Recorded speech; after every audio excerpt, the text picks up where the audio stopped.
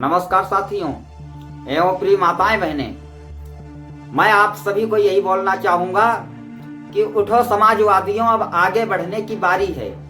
गांधी लोहिया के सब सपने सच करने की बारी है। आप सभी को जो है उठने की जरूरत है और उठने के साथ साथ में जाति जनगणना के लिए आगे आना है। जाति जनगणना से अगर कहो हमारा फायदा क्या होगा, तो जाति जनगणना से यह फायदा है कि जिसकी जितनी संख्या भारी उसकी उतनी हिस्सेदारी। ऐसा कुछ जो है हम लोगों का हित हो सकता है।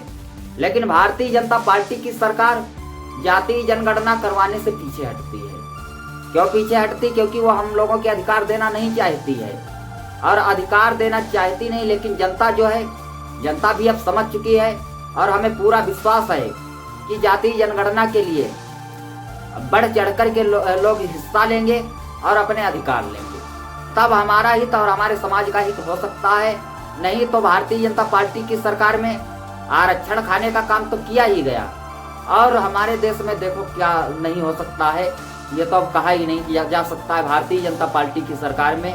और डॉक्टर राम मनोहर लोहिया जी ने बोला था कि जिंदा कौमें जो हैं वो सरकार बदलने तक 5 साल का इंतजार नहीं करती हैं। तो इसी चीज को आप सभी को जो है गांधी जी और या लोहिया जी के विचारों को फॉलो करते हुए और आप सभी को आगे आने की जरूरत है।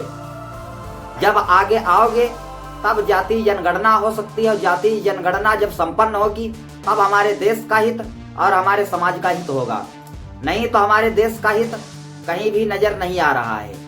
क्यों नजर नहीं आ रहा है? क्योंकि भारतीय जनता पार्टी की सरकार आपस में लड़ाने की राजनीति करती है, और आपस में लड़ाने की जब राजनीति कर रही है तो हमारे देश का हित और हमारे समाज का हित कहाँ हो सकता है।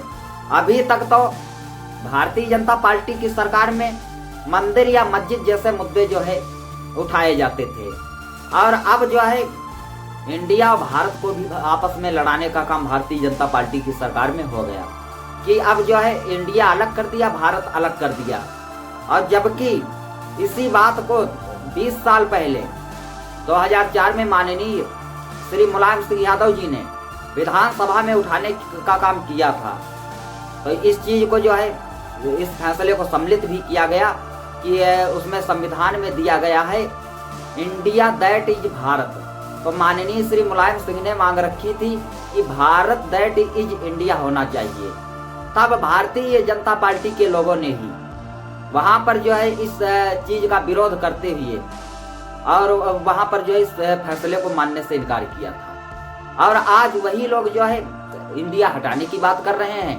तो भारतीय जनता पार्टी की षड्यंत्रों से बचते हुए और आने वाले चुनाव 2024 में समाजवादी पार्टी के राष्ट्रीय अध्यक्ष माननीय श्री अखिलेश यादव जी के हाथों को मजबूत कीजिए। तब हमारा लोकतंत्र और हमारा देश और हमारे देश की बहनें बेटी सुरक्षित रह सकती हैं। नहीं तो भारतीय जनता पार्टी की सरकार में कुछ भी सुरक्षित नहीं है। तो ज्यादा कुछ ना कहते हुए मैं अपने